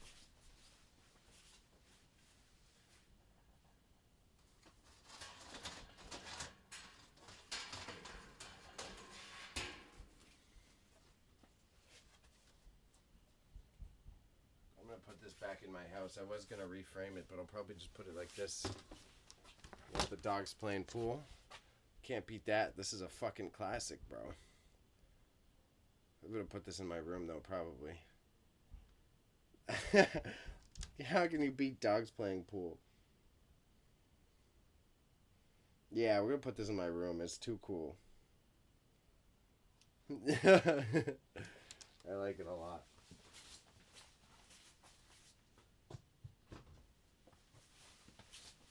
Fuck yeah. Apple. I think it's a Spider-Man apple, literally, or it could have just been a design choice. I'll put it in my stall, but at a cheap price. I think it's supposed to be a Spider-Man design, or it might have just been the creative choice of whoever crafted this. It's heavier than you think. This thing's like at least 10 pounds. I'm surprised every time I pick it up. Give it a little bit of wrap just so we'll put it away. It doesn't bash against other things. Again, it's heavy as tits. I guess tits aren't that heavy. Haha, bada bing. I just touched my face. I gotta be careful.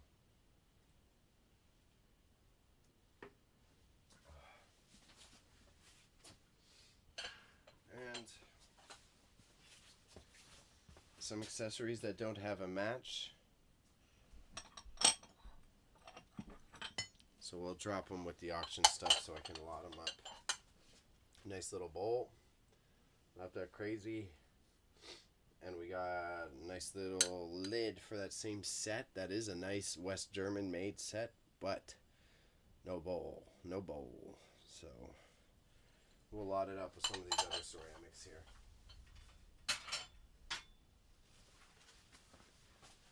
Good. We made a decent dent, boys.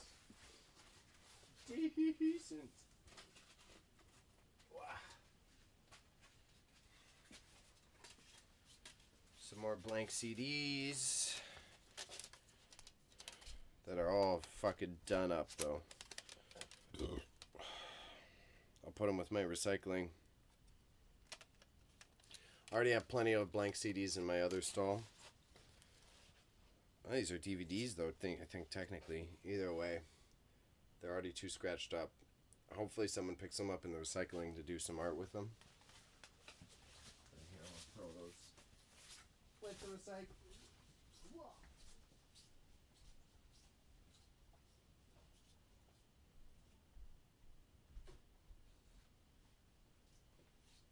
Alright. Killing it so far.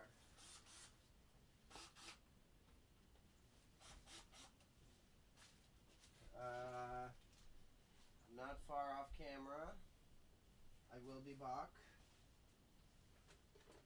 I need a drill bit. I am not fancying looking for right now, so we're going to say fuck it to that.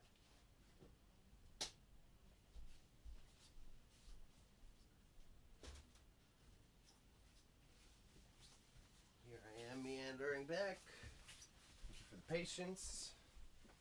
And then that's good. Major piles solved for now. I'm going to probably take down these shelving units and stream tomorrow. And then I can use that space. That space will be for the auction stuff that I just set aside. So pile 1, pile 2, pile 3, pile 4. And we should be cooking in a healthy way. This definitely went way more efficiently than I would have anticipated. I'm quite happy with it.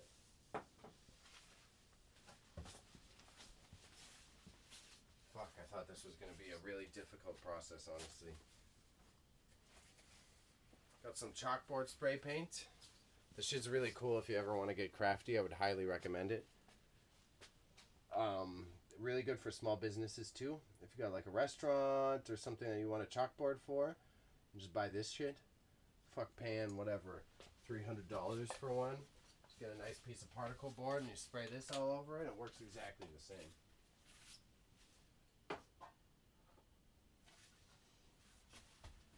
Wow. I've just got one miscellaneous pile here we're going to pick through right now. And then probably out of here for the day. Let's see, what time are we at? Yeah, it works out about. So we'll go through this last pile of knickknacks I got set aside.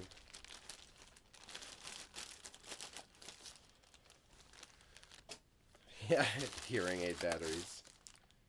A little skull boy. Can't really do much with him. We'll put some of this makeup in the auction.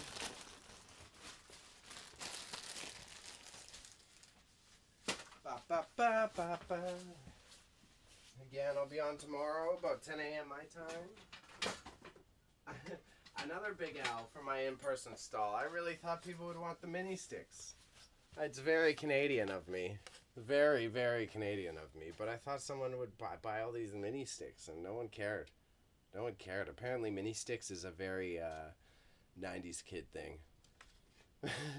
I guess when you've got a PC that can run all the Sims you could ever desire, what the fuck is the point of playing hockey on your knees in the living room, right? It might be an oversimplification, but I feel like that's what's happening there. Could be wrong.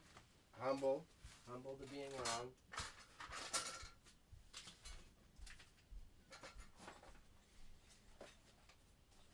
Retro range, toys and games. This is good for my stall. Instructive and amusing, full directions in each box. see, what do we got? Oh, they're all those little puzzles. You gotta figure out how to separate them. Metal puzzles have always been fascinating and frustrating all at the same time. This set of 6 puzzles is based on designs from the 1960s. The puzzles are fun and challenging and will provide many hours of pleasure whilst you try to separate the pieces. Entertaining back in the 1960s and still entertaining now. That's terrible copywriting. They just use the same descriptors like 3 times. And what, I just gotta figure out how to get it off? Pause. Big pause. I must be pretty bad at figuring out how to get it off. And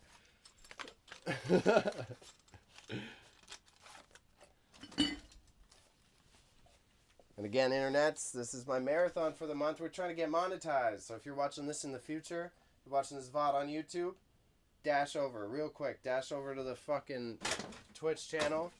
Dash over to Twitch, gnarly_media. You'll find me there. Hit me with a follow. I don't need your money. I just want the follow so I can start making that residual income. You know what I'm saying? You know what I'm saying? Another nice little Carter's. Another nice glass that needs some cleaning.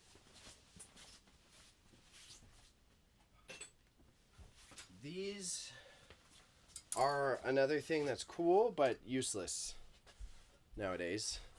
You know, like those Jesus candles, right? You'd hang this on your wall and you'd put the Jesus candle in here and it would sit there so you could like burn candles and the wax would catch in there. So this is like a wall hanger for candles. And I've got 2 of them. They are very cool, but like, who's buying these, you know? No one needs wall hangers for candles nowadays. So the picker hoarder in me is excited and happy that I have them, but realistically, bad one to hold on to. Not worthwhile to hold on to. I found more construction goodies. These were sorted out in a pile from way before. Got all sorts of L brackets. Any L bracket you could imagine. I got cool artistic ones. I got practical working ones. And I like this one the best because you can hang a flower pot off the end of it. But, what the fuck? It's very hoardery. I'm very much just holding L brackets.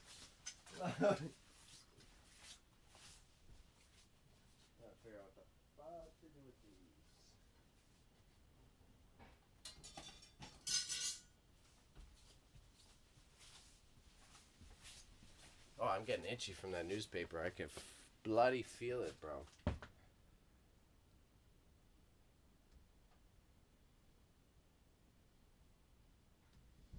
Yo, and I had someone. I was at the bar last night. I was hanging out with my boys outside, smoking some weed, and someone said that all 3 of us, walked up like this. Itchy? Yeah, my newsprint allergy. My newsprint allergy. I'm allergic to the ink that they use for newspapers.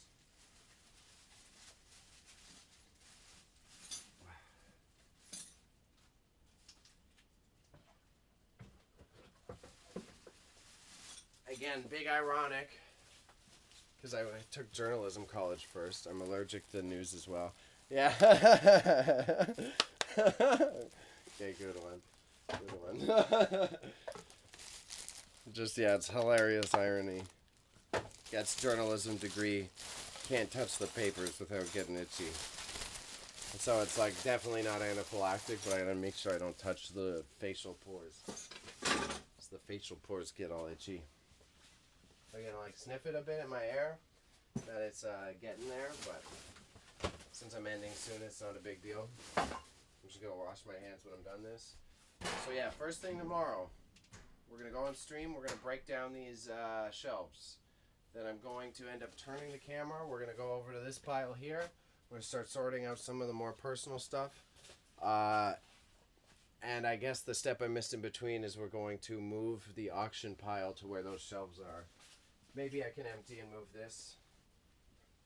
I'll have a good ponder on it before we get started tomorrow so that I'm not moving so chaotically. This has actually been fairly more organized for myself than most people would expect, I think.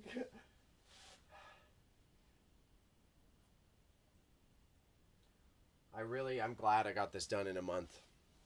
I was expecting it to be a big challenge, but I literally have no complaints with how this went. I'm trying to think if there's something I'm missing for today. That's why I'm stalling right now. It's not a time stall. It's just a brain ponder stall. I feel like there was something else I was supposed to do this evening.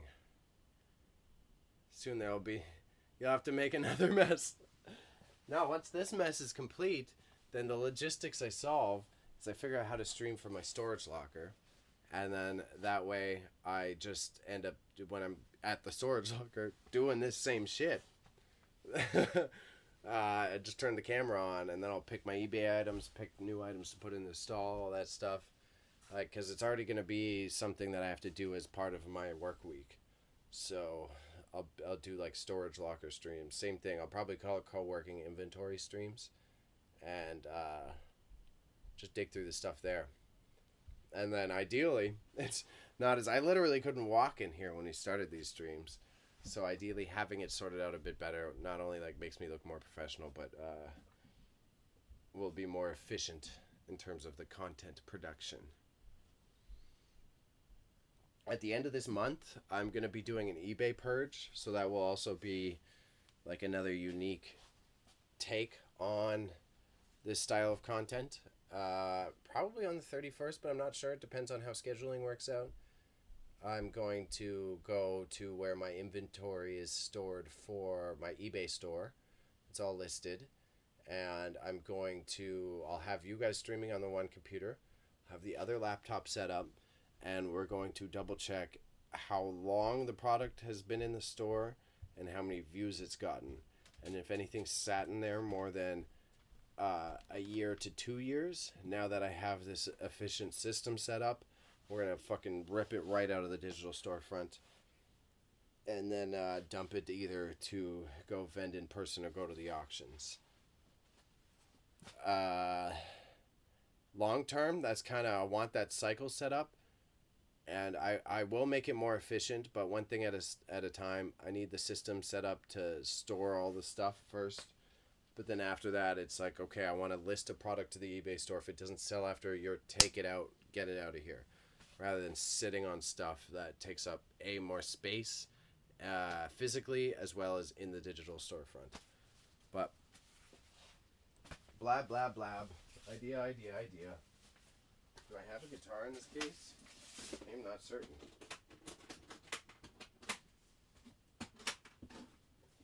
Yes, I do. Bass guitar. Cheap one, though? Yeah, cheap. Well, it's a Barracuda, so medium cheap. Cheap still, but... I'll probably auction this off, actually. I don't want to drag this fucking thing around with me anymore.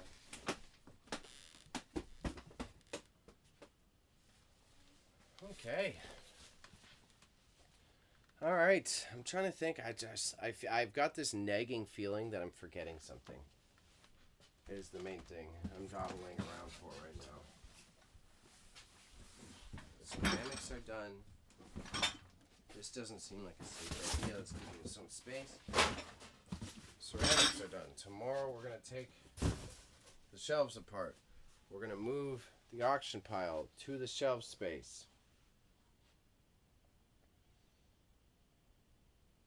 I've got my post-it note board in my stall. The post-it note board in my stall should be where I'm placing larger items that I can't sell right away. Basically, auction items that blah blah blah blah blah. So within my in-person vending stall, I create a specific section where it's kind of like a corkboard. I can post photos of larger items and the listing price so that if someone were interested, they could hit me up about it. And I think we do this one cycle of auctions, and I imagine I'm going to have to do it once a year or every 2 years. And in that meantime, something like this chair or whatever, I can just take photos of, post it in that post-it board, and bingo bango, we've actually got an outlet for it. And I gotta put VHS in next week, so let's. I gotta do a big restock before the end of the month. VHS have been doing incredibly well at my in-person sales, which is not surprising. I did predict this one well. I will let my ego speak there.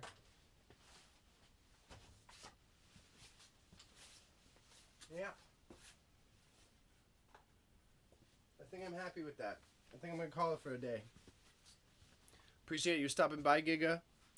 Appreciate Inf. Appreciate the whole crew. I'm happy my ideas may be eccentric, but they're not insane. And I really look forward to finishing this marathon. And thank you, bro.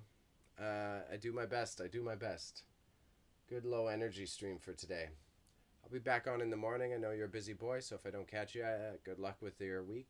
I hope it starts off well. I'm trying to think. Last call out would be, if you check the chat of this, you can see my eBay storefront. It's called grandmas_deadstock. And you can find that by Googling it or going onto eBay and typing it into the search bar there. That's where you'll find a lot of my products available digitally.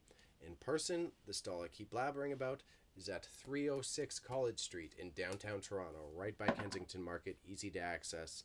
And if you're watching this on YouTube, you're watching this VOD on Facebook, don't forget to follow on that platform and then scoot over to Twitch because we can always boost those numbers. So gnarly, NARLEY_media on Twitch. All right. Thank you, y'all. Giga. Have a wonderful evening. Y'all are great humans. Bye-bye.